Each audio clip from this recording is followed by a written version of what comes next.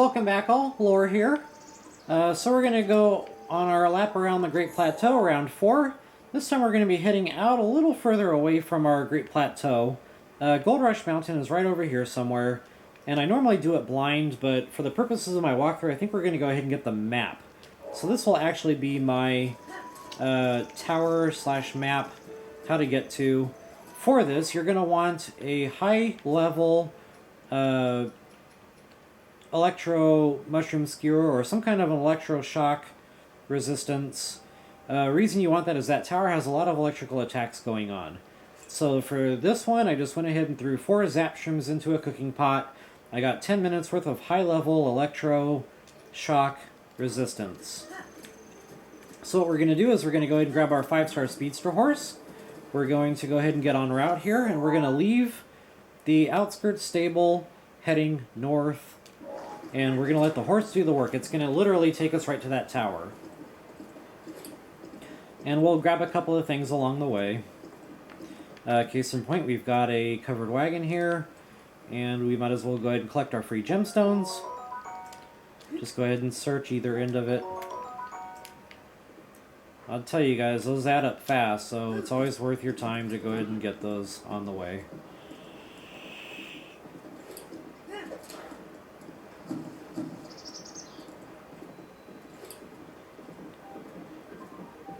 Okay, so the 5-star speedster horse is really going to make for faster travel time getting to this next tower. I normally recommend picking up all those ingredients whenever you run stuff over, but I'm just trying to save time for the walkthrough video here, and I'm going to refrain for now.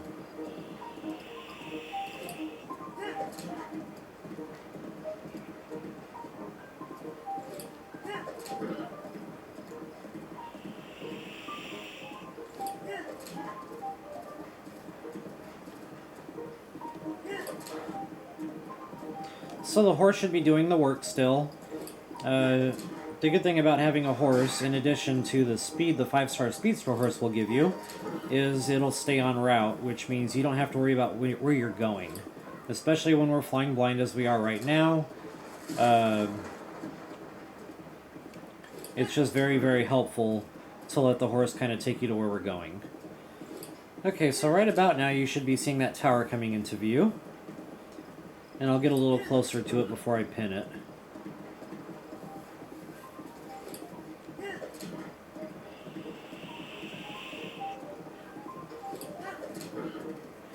Eventually, this road will end at a T intersection, and then you'll have to turn right. I think the horse will want to automatically go left, and I'll be sure and call that out when we come to it.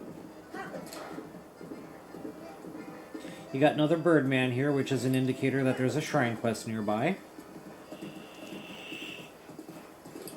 It's actually the same Birdman, just another location. His name is Cass.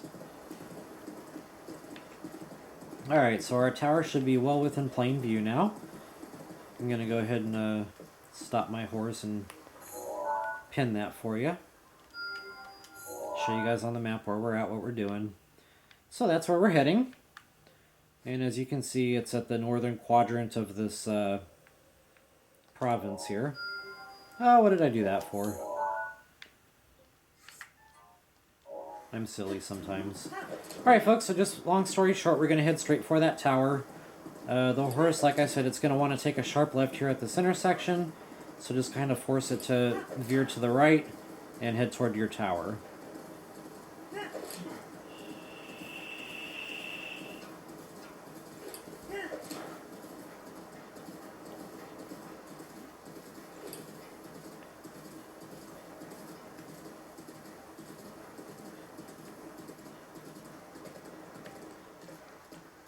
Alright, so you can see all the dancing idiots out there in the distance. This is why we wanted that electro resistance high level. You are now immune from their attacks. Unfortunately, there's also a lot of other bad guys in the area. They're still going to hurt. So what I recommend, always, always, always save your game, just in case things go horribly wrong here. And we are going to eat a heart meal if you don't already have extra hearts working for you.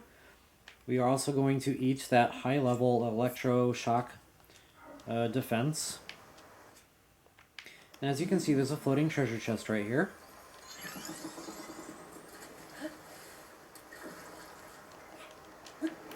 Might as well scoop it up on the way.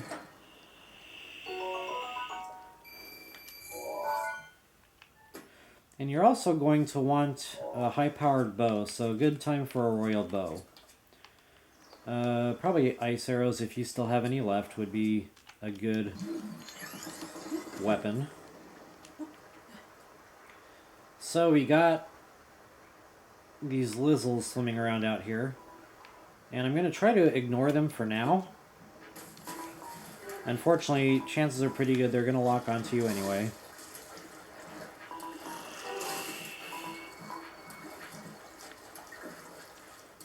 Don't worry about the dancing idiots. They're going to shoot these electric bolts at you, but they're not going to hurt you. As long as you have that high-level electroshock resistance working for you, you are immune, as you can see.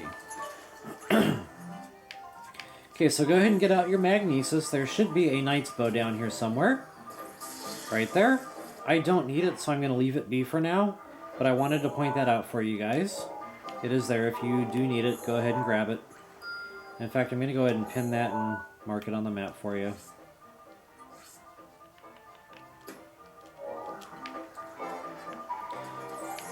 Okay, what else am I looking for? There's another floating treasure chest out here somewhere.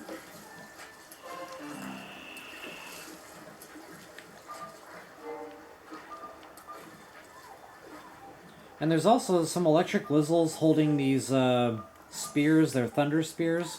They're pretty good spears. I don't normally stock them in my inventory, but the good thing about those is, well, for one, their attack power of 22. What is holding Link up here? So they're very strong spears for attack power anyway. But not only that, they disarm your enemies. So say you're getting overrun with enemies and you're dealing with, 5 or 6 at a time. You can hit each one of those guys with that thunder spear, and that will disarm, they'll electrocute, and they'll throw their weapon off into oblivion. Pretty cool little deal there.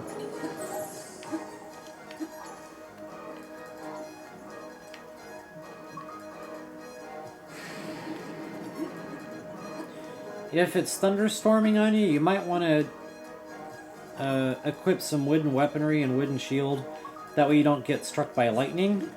If you see little electric bolts coming out of Link, that means electricity is building up on him and you're going to get struck by lightning.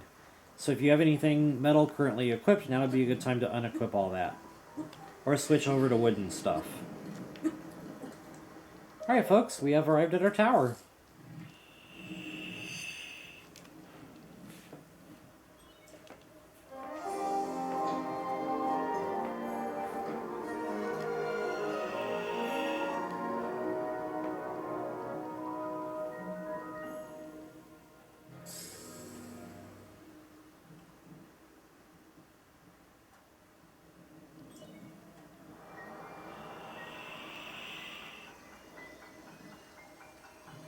Once we get this map, we'll head back over to Gold Rush Mountain, and we will really make out like bandits there. Gold Rush Mountain, it's not what the game calls it, it's what I call it.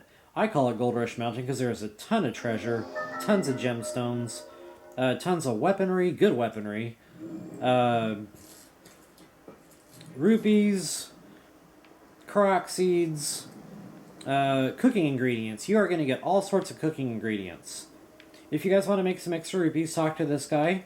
He gives you a little side quest. Actually, I'll just go ahead and do it for you since we're on the subject. What he wants you to do is fly out so far, and he pays you 100 rupees for your troubles. Not a bad little payoff. But there is a specific route you need to take to make sure that you get the payoff that you want.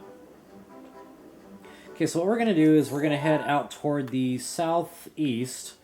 And we're going to follow this roadway, and we're going to head toward this direction. And we're going to fly out as far as we can go. So get a running start. Open that chute while you're up as high off your jump as possible. And we're going to use that canyon to our advantage. Because the second your feet touch the ground or you hit a sidewall, you're done.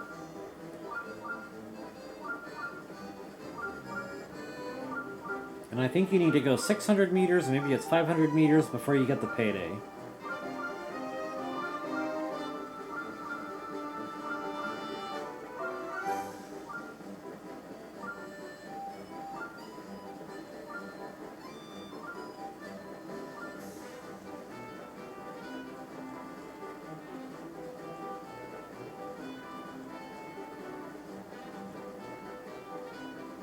And you can do this side quest as many times as you want for 100 rupees a pop.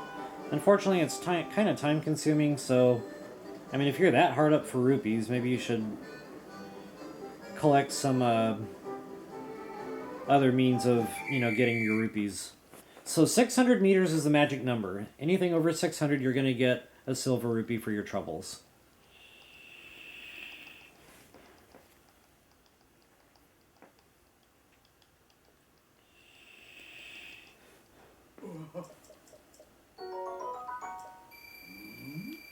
Alright, so I'm just going to go ahead and call it. I just wanted to show you guys how to do it. And I don't need my pin anymore, it's already deleted itself. You probably noticed there is a shrine down there. I'm just going to go ahead and activate the travel gate for now, and we'll come back to this one at a later time and complete it. But I figured since we're here, we might as well just go ahead and take a quick flight off from the tower and activate that travel gate. Or as I like to call them, warp portal.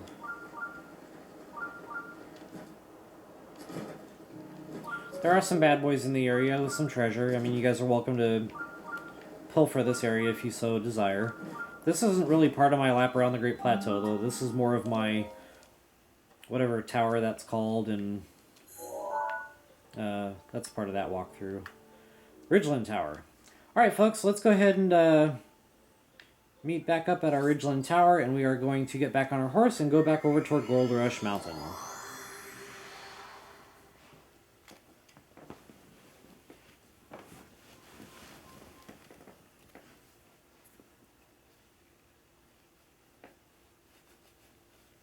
Actually, I think I'll just go ahead and break video here. That can be my Ridgeland Tower video, and then our Gold Rush Mountain video will be its own thing. So we'll go ahead and break video here when we come back. We'll do Gold Rush Mountain.